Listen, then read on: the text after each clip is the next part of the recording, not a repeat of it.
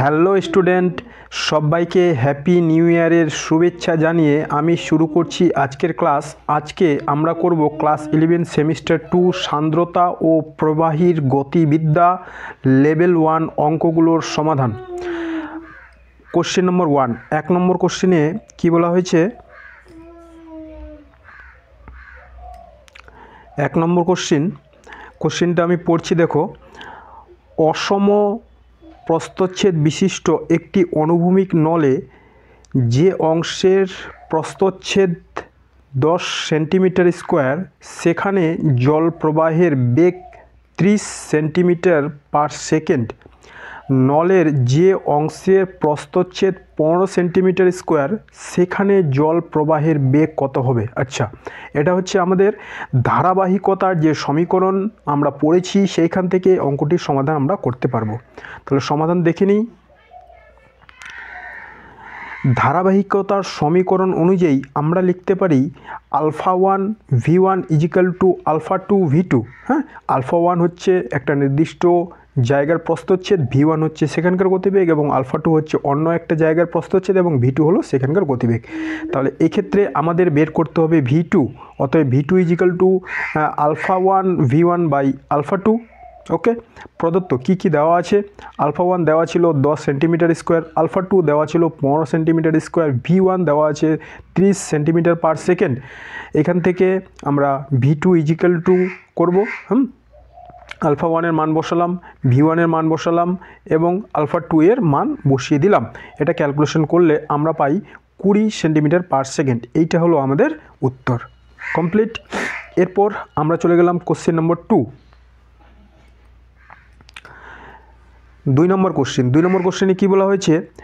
পরিবর্তিত প্রস্থচ্ছেদের একটি অনুভূমিক নলের মধ্য দিয়ে একটি তরল প্রবাহিত হচ্ছে। নলের 5 সেমি ব্যাসের প্রস্থচ্ছেদে কোনো বিন্দুতে তরলের বেগ 25 সেন্টিমিটার পার সেকেন্ড। নলের যে বিন্দুতে ব্যাস 1 সেন্টিমিটার, সেই বিন্দুতে তরলের বেগ কত হবে? ওকে, একই ফর্মুলা দিয়ে আমাদের এই অঙ্কটা হবে। এখানেও আমরা ব্যবহার করব ধারাবাহিকতার সমীকরণ। তাহলে আমরা জানি ধারাবাহিকতার সমীকরণ অনুযায়ী alpha 1 v1 equal to alpha 2 v2 equal to alpha 1 v1 by alpha 2। এখানে কি কি দেওয়া ছিল?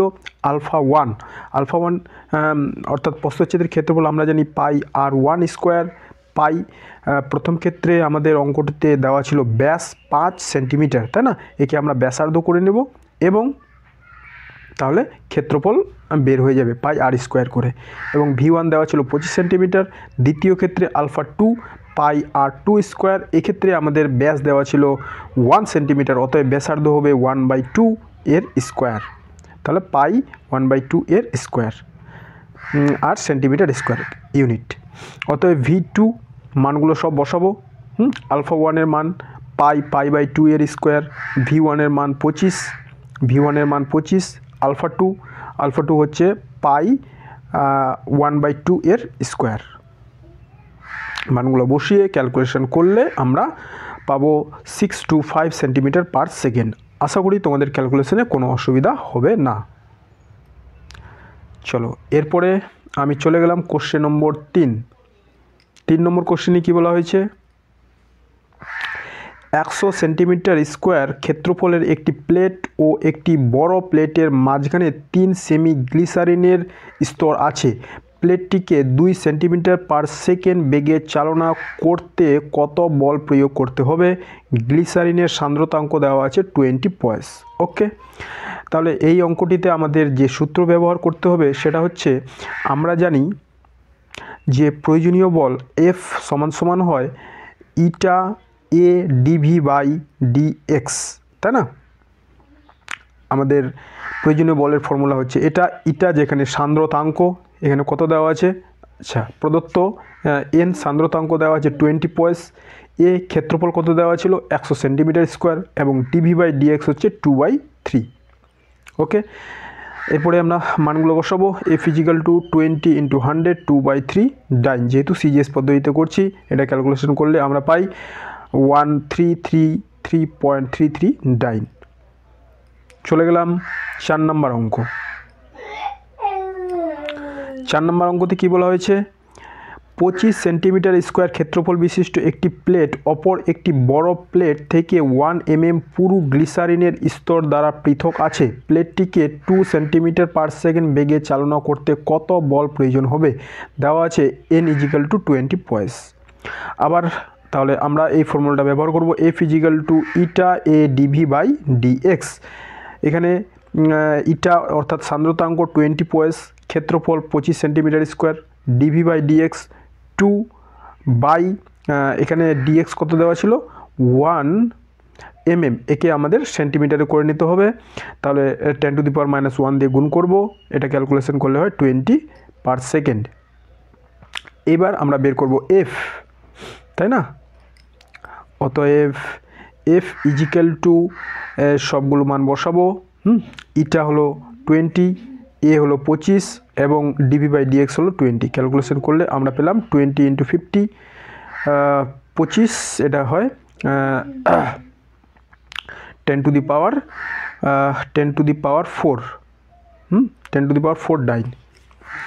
একে যদি নিউটনে করি তাহলে 10⁵ দিয়ে ভাগ, তাহলে আমরা পাবো 0.1 নিউটন। এটা কত? এটা হলো 0.1 নিউটন। চলে গেলাম কোশ্চেন নম্বর 5 নম্বর কোশ্চেন। কি বলা হয়েছে? 8টি সমান ব্যাসার্ধের জলের বিন্দু বায়ুর মধ্য দিয়ে 10 সেন্টিমিটার পার সেকেন্ড প্রান্তীয় বেগ নিয়ে পড়ছে। এই বিন্দুগুলি যুক্ত হয়ে একটি বড় বিন্দুতে পরিণত হলে এর প্রান্তীয় বেগ কত হবে? ওকে, তাহলে এখানে বলা হয়েছে যে সমান ব্যাসার্ধের 8টি ছোট জলের বিন্দু যুক্ত হয়ে একটি বড় জলের বিন্দুতে পরিণত হলো।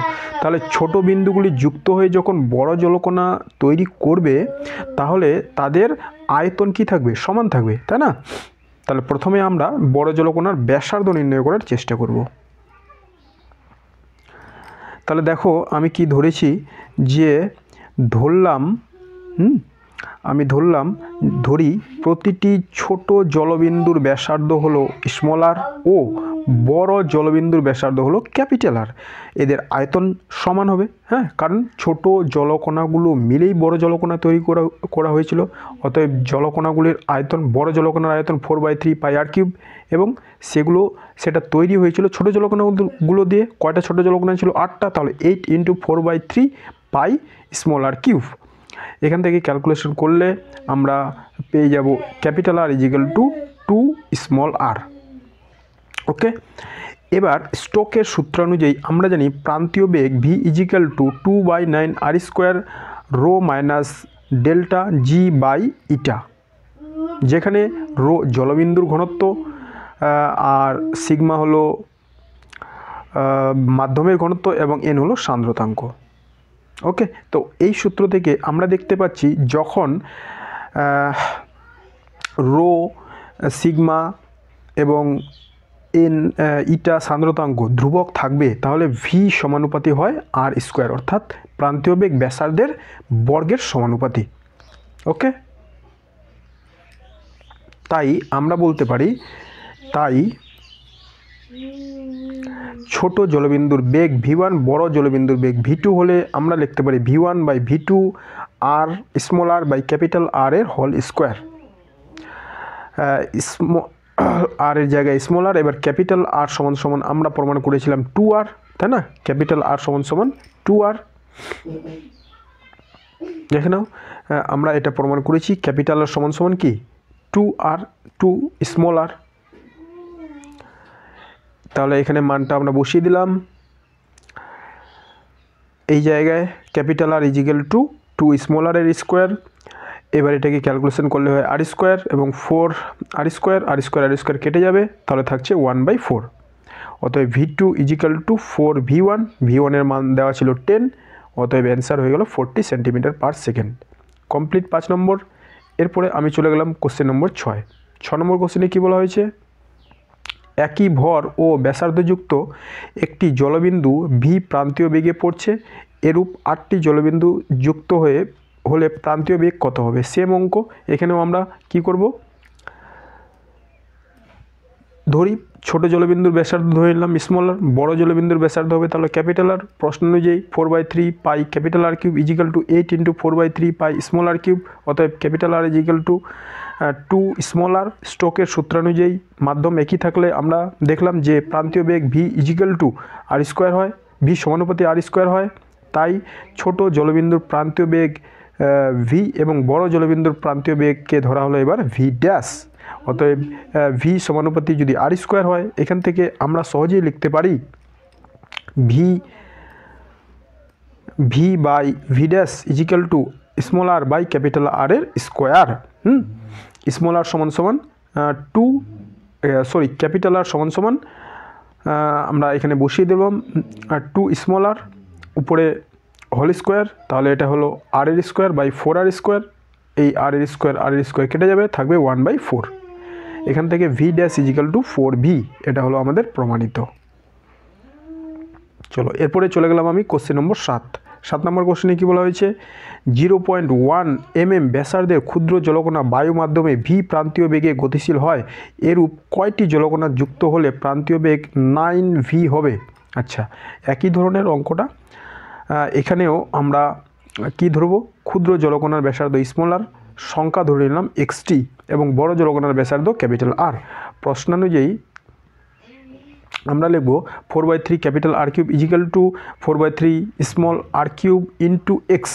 অতএব আর সমান সমান ক্যাপিটাল আর সমান সমান স্মল আর এক্স 1/3। এবার স্টোকের সূত্র অনুযায়ী মাধ্যম একই থাকলে আমরা দেখতে পেলাম প্রান্তীয় বেগ হয় ভি স্কোয়ারের সমানুপাতি। এরপরে আমি কি করব, এরপরে ধরে নেব ছোটো জলকণার প্রান্তীয় বেগ v1, বড় জলকণার প্রান্তীয় বেগ v2। অতএব আমরা ভি সমানুপাতি আর স্কোয়ার যেটা দেখলাম সেখান থেকে বলতে পারি v1/v2 equal to small R by capital R এর হোল স্কোয়ার। এবার আমরা কি করব, v1/v2 বসিয়ে দেবো। v1 এর মান v এবং v2 এর মান বলা হয়েছিল 9v, এবং স্মল আর এর স্কোয়ার এবং ক্যাপিটাল আর সমান সমান আমরা যেটা পেয়েছিলাম আর এবং এক্স 1/3, সেটা এখানে বসিয়ে দিলাম। এর উপরে হোল স্কোয়ার ছিল তাই 2/3 হয়েছে। হ্যাঁ, এরপর এখানে v/v, এখানে আর স্কোয়ার কেটে যাবে, এখানে থাকছে 1/9, এখানে থাকছে 1/x 2/3, এক্স পাওয়ার 2/3। এখান থেকে আমরা লিখতে পারি এক্স পাওয়ার 2/3 ইজিক্যাল টু 9। এবার 9কে আমরা বলতে পারি 3 এর স্কোয়ার, অতএব এক্স 1/3 সমান সমান 3, অতএব এক্স ইজিক্যাল টু 3 এর কিউব করলে হয় 27টি। এটা হয়ে গেল আমাদের অ্যান্সার। ওকে,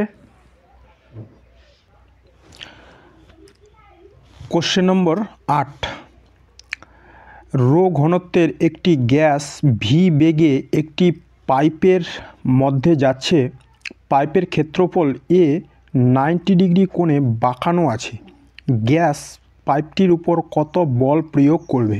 আচ্ছা, ধরলাম এই একটা পাইপ যার মধ্য দিয়ে রো ঘনত্বের একটি গ্যাস ভি বেগে রো ঘনত্বের গ্যাস ভি বেগে যাচ্ছে, ভি বেগে এর মধ্য দিয়ে গ্যাসটা যাচ্ছে। এইবার বলা হয়েছে পাইপের ক্ষেত্রফল, পাইপের যে ক্ষেত্রফল সেটা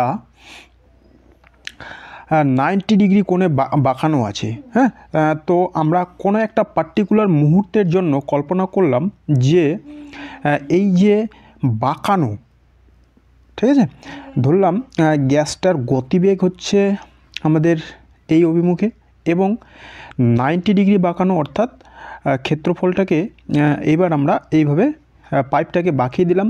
তাহলে গ্যাসের গতিবেগ এবং ক্ষেত্রফল, এই ক্ষেত্রে তাহলে আমাদের ক্ষেত্রফল হয়ে যাবে এই জায়গাটা, এই পয়েন্টটা। তো গ্যাসের গতিবেগের সঙ্গে ক্ষেত্রফল 90 ডিগ্রি কোণে আমরা বাঁকাতে দেখতে পারলাম, তাই না। এবার গ্যাসের গতিবেগ প্রথমে এই বরাবর ছিল, তারপরে এই বরাবর হয়ে গেল। ওকে, আর এই অ্যাঙ্গেলটা হলো 90 ডিগ্রি। ঠিক আছে, এই গেল আমাদের অঙ্কটা। এখন আমাদের নির্ণয় করতে বলছে গ্যাস পাইপটির উপর কত বল প্রয়োগ করবে।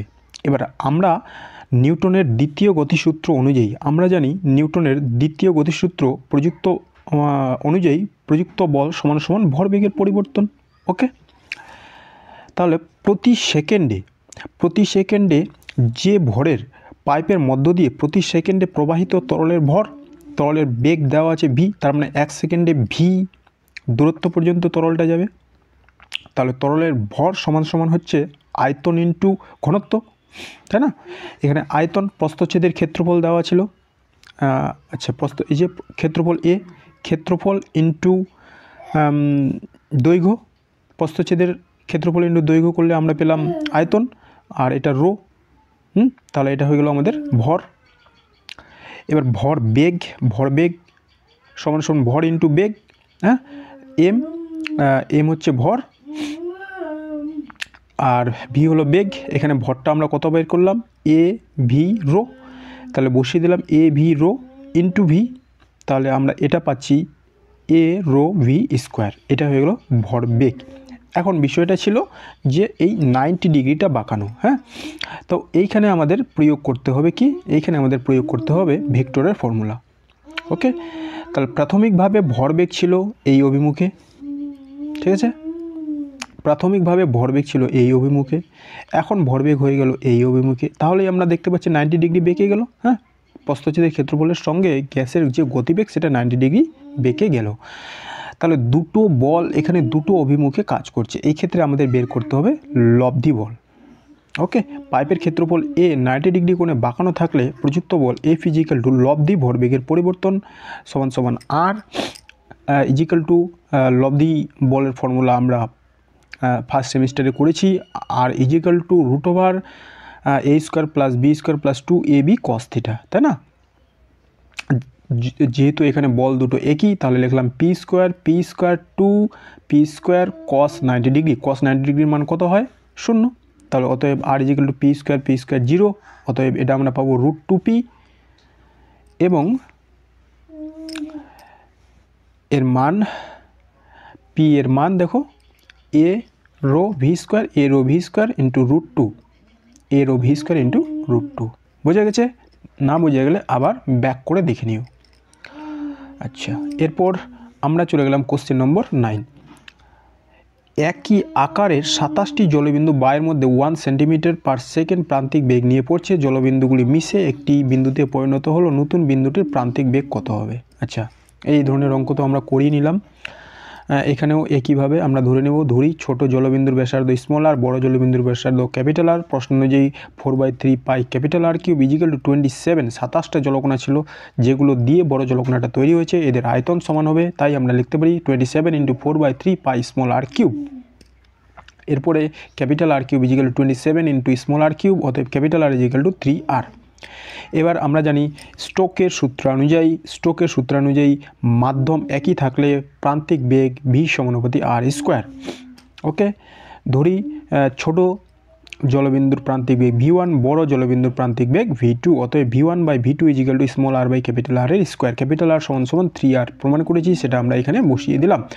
এটা ক্যালকুলেশন করলে আমরা r² সঙ্গে r² কেটে দেবো, থাকবে 1/9, অতএব v2 ইজিক্যাল টু 9v1 এর মান কত দেওয়া ছিল 1, অতএব উত্তর হলো 9 মিটার/সেকেন্ড। এরপর আমরা চলে গেলাম কোশ্চেন নম্বর 10। 10 নম্বর কোশ্চেনে কী বলা হয়েছে, দুটি সমান আকারের জলবিন্দু বায়ের ভিতর দিয়ে 2 মিটার/সেকেন্ড স্থির বেগে পড়ে, জলবিন্দু দুটি মিলে একটি বিন্দুতে পরিণত হলো, ওই জলবিন্দুর সীমান্ত বেগ কত হবে? আচ্ছা, প্রায় একই ধরনের অঙ্ক। এখানেও আমরা কি করব, লিখব ধরি ছোট জলবিন্দুর ব্যাসার্ধ স্মল আর, বড় জলবিন্দুর ব্যাসার্ধ ক্যাপিটাল আর। প্রশ্ন অনুযায়ী 4/3 capital R cube equal to 2, দুটি জলবিন্দু মিলে বড় জলবিন্দু তৈরি হয়েছিল, তাই এখানে ইন্টু হবে 2 × 4/3 স্মল আর কিউব, অতএব capital R cube capital R equal to small r into 2 1/3। Okay, এবার স্টোকের সূত্র অনুযায়ী আমরা দেখিয়ে নিলাম মাধ্যমে কি থাকলে ভি সমানুপাতি r²। ধরি ছোট জলবিন্দুর প্রান্তিক বেগ v1, বড় জলবিন্দুর প্রান্তিক বেগ v2, অতএব v1/v2 equal to small R by capital R এর স্কোয়ার। ক্যাপিটাল আর সমান সমান এটা আমরা এখানে বসিয়ে দিলাম, অতএব এই r² সঙ্গে r² কেটে যাবে, থাকবে 1/2 পাওয়ার 2/3, অতএব v2 equal to 2 power 2/3 into v1। ওকে, এবার v1 এর মান আমাদের দেওয়া ছিল 2, এবার এটাকে যদি বসিয়ে 2 পাওয়ার 2/3 ইন্টু 2 2 এর পাওয়ার 2/3 আর এখানে 2 এর পাওয়ার 1, তাই না? কিছু নেই মানে 1 আছে, এই দুটো এখানে যোগ হয়ে গেল, যোগ করলে আমরা পাবো 2 এর পাওয়ার 2/5/3। এটাকে ক্যালকুলেশন করলেই আমরা পেয়ে যাব 3.175 মিটার পার সেকেন্ড। কমপ্লিট। এরপরে কোশ্চেন নম্বর 11 নম্বর কোশ্চেনে কী বলা হয়েছে, 0.35 mm ব্যাসার্ধের একটি বর্ষার জলবিন্দু 1 মিটার পার সেকেন্ড বেগে বাতাসের মধ্য দিয়ে পড়ার সময় জলবিন্দুর উপর সান্দ্রতাজনিত বলের মান নির্ণয় করো। আচ্ছা, এবার সান্দ্রতাজনিত বলের মান নির্ণয় করতে বলেছে যখন একটা জলবিন্দু, বর্ষার জলবিন্দু 1 মিটার পার সেকেন্ড বেগে একটা বায়ুর মধ্যে দিয়ে পড়ছে, বায়ুর সান্দ্রতাঙ্ক দেওয়া আছে 2 × 10⁻⁻⁴ ডেকাপয়েস। ওকে, আচ্ছা, তাহলে আমরা স্টোকের সূত্রানুযায়ী জানি আর ব্যাসার্ধের একটি জলবিন্দু এন সান্দ্রতাঙ্কযুক্ত কোনো মাধ্যমের মধ্য দিয়ে ভি প্রান্তীয় বেগে পড়তে থাকলে জলবিন্দুর উপর সান্দ্রতাজনিত বিরুদ্ধ বল F = 6π∗r⁵। ওকে, এটা হচ্ছে আমাদের ফর্মুলা, F = 6π∗r⁵, যেখানে আর দেওয়া ছিল 0.35 mm, এটাকে আমরা মিটারে করে নেব, 0.35 × 10⁻³ মিটার। ভি দেওয়া ছিল 1 মিটার পার সেকেন্ড এবং সান্দ্রতাঙ্ক দেওয়া ছিল 2 × 10⁻⁴ ডেকাপয়েস।